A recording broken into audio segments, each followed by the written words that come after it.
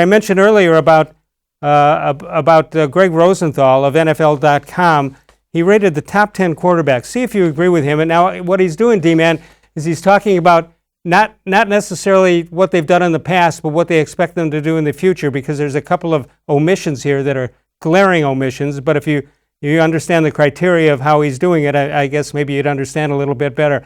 By unanimous opinion, every list we look at of top quarterbacks, Patrick Mahomes is number one. According to Gregg Rosenthal of NFL.com, Lamar Jackson of the Ravens, number 2. Russell Wilson, 3. Deshaun Watson is 4. Kind of surprised at that. Carson Wentz, Kyler Murray is 6. That's pretty quick for him. Dak Prescott at 7. Aaron Rodgers at 8. Matt Ryan of the Falcons at 9. And Baker Mayfield of the Browns is number 10, which means they left out a couple of guys, Drew Brees and Tom Brady.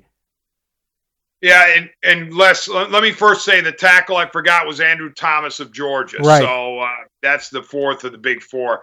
But regarding these quarterbacks, you said again, this is projection for the future. It's not like at this moment. Right. Because even a 40-some-year-old Tom Brady you can't tell me he's not in the top 10. Right, that's the only way you keep Brady and Brees off a list such as that, is if you're doing it for the next 5, 7, 9 years. Right. Even a Phil Rivers, for as crazy as he can be with his turnovers, or a Jameis Winston. You think about those guys as talented players. In the case of Winston, he's still in his 20s. But Rivers is obviously on the far back end of his career. But, there are some guys in there that I disagree with. I don't think Dak Prescott has really proven anything against quality competition to this point in his career. So I don't know how you can automatically say he's going to be good for the next 5, 7, 9 years. I don't know about Wentz, because Wentz has not been able to stay healthy. I know he's a popular pick. He's a big name, but his injury history, if we're going to talk about Clowney being banged up, you have to talk about Wentz being banged up. So, I have some issues with some of the guys on there. All right. But Tom Brady, believe it or not, has moved up on my list. You know why? Why is that? He was on the Howard Stern show today. Found out a whole different side of him. So he moves up a couple of steps on the ladder as far as I'm concerned. I have a different rating system, apparently. 216-575-0403. I said the other night, I've been saying it all the way through, that it seems that local people here in the media are giving Baker Mayfield worse marks than they gave him as the season ended. As almost everybody is putting him down. I'm saying I don't think he was as bad last year as a lot of people think, because I think he got messed up by the system, by Freddie Kitchens, by a couple of other things, just coaching in general.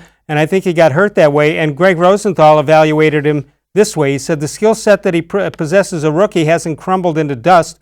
Expectations, disastrous coaching, indecision, and regrettable ad campaigns left the impression that Mayfield's second season was a disaster. But the numbers and the tape don't agree. He made way more impressive throws than you remember. That's kind of how I feel about it, D-Man. Where do you stand? I wouldn't go with the way more impressive throws part of it.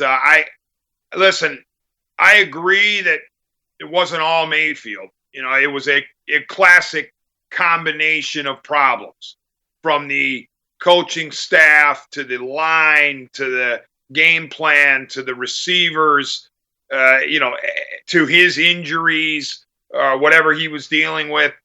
But it was also his ineffectiveness. He just was not good enough. And so I don't agree with the way more impressive throws than we would remember. I remember way too many, speaking of the word way, I remember way too many passes that were high and outside, high and inside, low and inside, low and outside.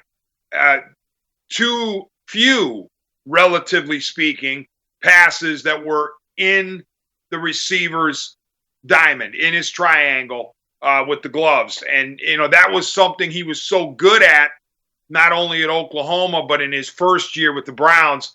And it was missing by and large in 2019. Okay, now